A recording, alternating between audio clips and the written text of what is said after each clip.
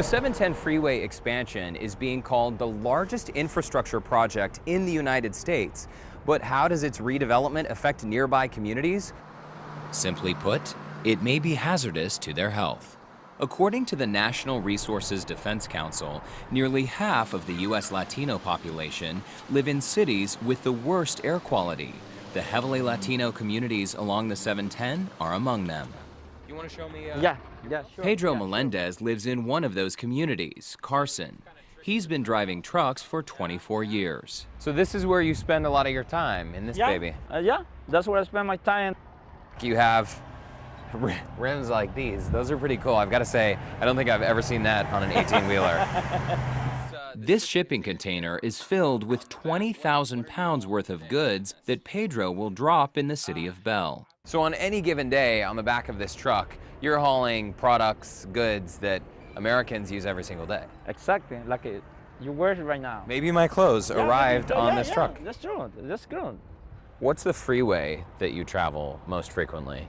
710. 710. 710 is the every truck driver uses the 710. And what is it like to be out on the road every day? For me, that's fantastic. Man. That's what I like to do, driving truck. Is traffic usually light? Is it heavy? What is it like? You know what? It depends the hours. After 1, it's a lot of traffic. After 1, everybody going to north, take the container from the pier. So it's heavy. It's very heavy, the traffic. When I go in to make deliveries, 2 or 3 a day. That's it. So it's realistic, though, that you would go up the 710 and back several times a day? Yeah. The ports of Long Beach and Los Angeles are the busiest point of entry into the United States. Every day, giant shipping containers are offloaded from cargo ships, put on the backs of trucks, and most of those trucks travel right up the 710. Once called the LA River Freeway, the 710 is one of the earliest freeways in Southern California. It was intended to transport American goods to the ports for shipping overseas. But now the 710 is a major pipeline for foreign goods coming into the U.S. As the global economy continues to grow, that means more goods, more trucks, more congestion, more pollution. To keep up with all this, there are plans to redevelop the 710. It's been in the works for years, and proposals range from doubling lanes from 8 to 16, adding an overhead electric truck lane, and the list goes on.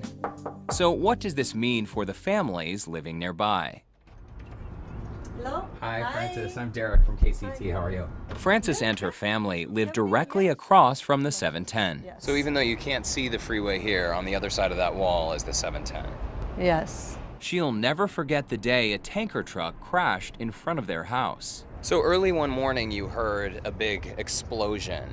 What did this whole area look like here? Well, it was black. All this thing, it was on fire. I can't believe this is happening. In October 2013, a tanker truck carrying 8,000 gallons of crude oil crashed and burst into flames just steps from Francis's home. We were over there. The smoke, it was around us. We cannot see nothing. It was black. We were scared. We just wanted to get together, my family, my husband, my sister-in-law. She was trying to pack something to leave. While serious accidents are rare, residents living along the 18-mile stretch of the 710 contend with heavy truck traffic, noise, and poor air quality, with high levels of particulate matter from diesel exhaust. According to the California Air Resources Board, instances of asthma and cancer are much higher in these communities.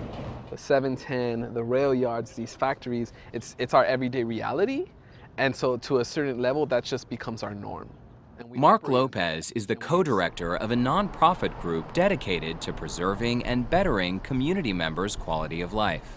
What are the primary concerns of the 710 expansion project? So the primary concerns is, one, displacement of homes. There's over 100 homes that are on the chopping block. One whole neighborhood that's actually potentially being displaced. But getting immigrant working class communities mobilized is a challenge. Do you feel like the voices of the community here are really being heard? For your average resident living on the block, it can become very difficult to engage, and so the amount of meetings that happen can become barriers. So we're going to start looking at the agencies of air quality agencies and transportation. At this community workshop, a handful of residents showed up to learn how to navigate the layers of government agencies involved in the 710 expansion. So here's a list of them, right? From the federal level to the local level. Local activists came up with a plan that would limit widening traffic lanes while at the same time improving the LA River and bike and pedestrian safety.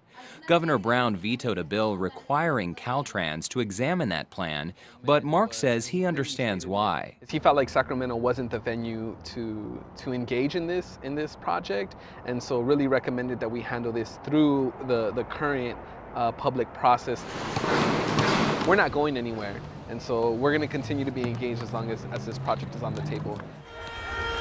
All right, let's roll, man. But while the proposals grind their way through layers of bureaucracy, life presses on for residents in these communities. Pedro is doing his part by driving a natural gas-powered truck. You love it, you Oh know? yeah, I love my job. With that job, I pay my bills, you know, for my kids. I'm proud of my kids, for the 3 kids. That's the reason I work hard, my babies. I don't make a lot of money, man, a lot, but I make money. Not much, but I'm making money. And she's gonna be 18 next week. Some of that money will help pay his oldest daughter's tuition to UCLA. And while thousands of trucks head up and down the 710, Frances will continue facing the reality of living with a freeway in her front yard. For me, it's like it's raining smog on the kids, Is that just part of life here? I think. Yes. Yeah, it's your life. It's like it is. Yeah. Is it a good life? It's your life. I'm Derek Shore for SoCal Connected. Learn more about the 710 corridor and tell us how it's affected you at kcet.org/710.